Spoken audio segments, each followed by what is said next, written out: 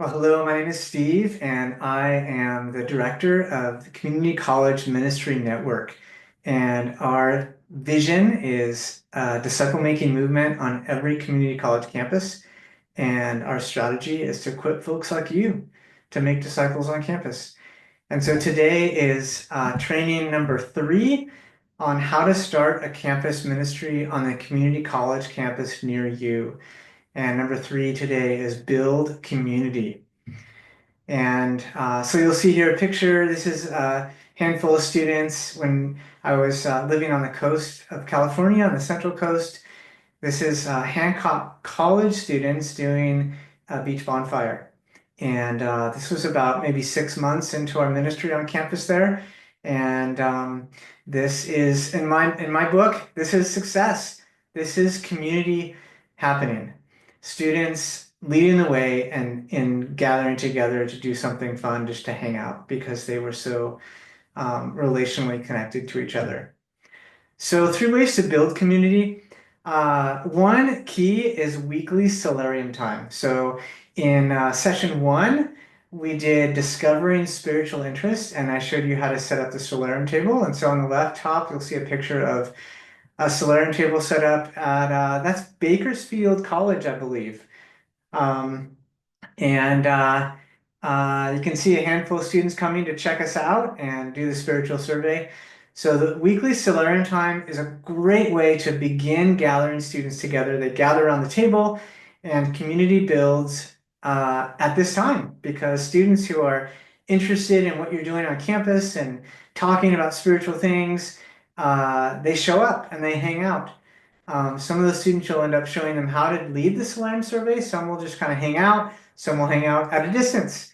But you build relationships with those students. And then from there, you invite them to study the Bible for Bible study. You invite them to lunch, to hiking trips and bonfires, etc., etc. So another one is campus Bible studies. So once you've met a student or two that are interested in reading the Bible on campus, you invite them to join you for a Bible study, doing a one-thing study, maybe for a few minutes, 10 minutes. Eventually that can turn into a 30-minute Bible study on campus where you just invite other students to join. We've often done that at the same time as if you have a few people doing the Solarium survey table, then one of you, or if it's student-led is ideal, that there's a Bible study not too far, maybe like 20 feet or 30 feet from the table somewhere where you can basically point there.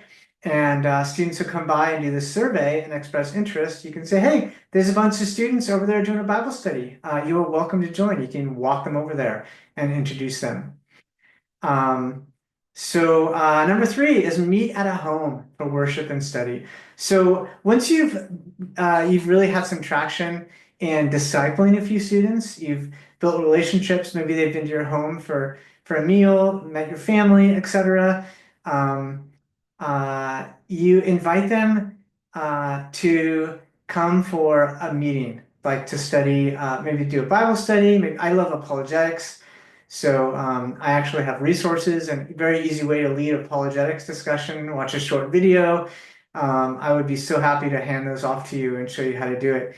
But so I found apologetics to be very helpful for college students. And um, once you decide on a few students, you ask them if they'd like to gather for a meal and a study. And maybe asking them if they would be interested in apologetics or theology or just a Bible study, whatever they'd want to do together. And you do it one time. And maybe even if only like 3 students come, that's a perfect amount. And then you ask, hey, would you want to do this again? And if they say yes, my experience is they say yes, then a goal would be to start a weekly meeting. And it's not a goal to have a large gathering. The goal is just to have a very great discussion, great meal together. 3 people is all you need. 1 person is all you need. And then when they have a great time, when they enjoy it, they'll start inviting others. And so that's my experience. So you'll see on the left, you'll see a picture there of our meal at Carol's house uh, in in Santa Maria. Those Hancock College students. And it was maybe after a few months, we had a weekly meeting on Friday where we would study apologetics together after having a meal together. And it was just amazing community. So that is the goal, to build community. So key principles, weekly campus time, that is essential. Doing the solarium table once a week. Um, disciple making, keep the DNA of disciple making at the center. So if you focus on discipling a few, community will happen.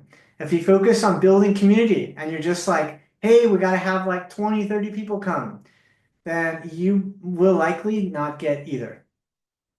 And stay focused. If you focus on evangelism and disciple making, the students will automatically create community.